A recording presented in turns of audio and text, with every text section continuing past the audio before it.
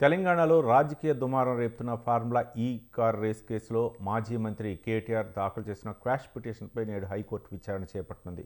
తనపై ఏసీబీ నమోదు చేసిన కేసును కొట్టివేయాలని కోరుతూ కేటీఆర్ ఈ నెల 21న హైకోర్టులో క్వాష్ పిటిషన్ వేశారు. దీనిపై తొలుత విచారించిన జస్టిస్ శ్రవణ్ కుమార్ ధర్మాసనం కేటీఆర్ను ఈ నెల 30వ తేదీ వరకు అరెస్టు చేయవద్దని, దర్యాప్తు మాత్రం కొనసాగించవచ్చని ఆదేశించింది.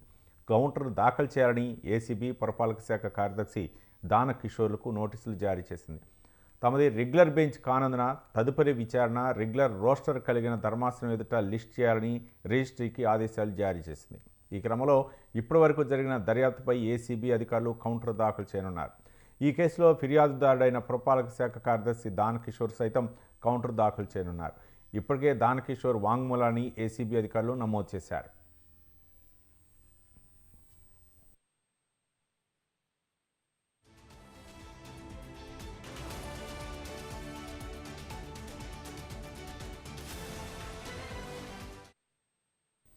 మరోవైపు ఈ కేసులో ఏసీబీ, ఈడీ దర్యాప్తు ముమ్మరం చేసింది. నేడు పలువురు అధికారులను ఏసీబీ విచారించే అవకాశం ఉన్నట్లు తెలుస్తుంది. అలాగే త్వరలోనే ఈ కేసులో A1 KTR, A2 Arvind Kumar, A3 BLN రెడ్డిలకు ఏసీబీ నోటీసులు ఇచ్చే అవకాశం ఉందని సమాచారం.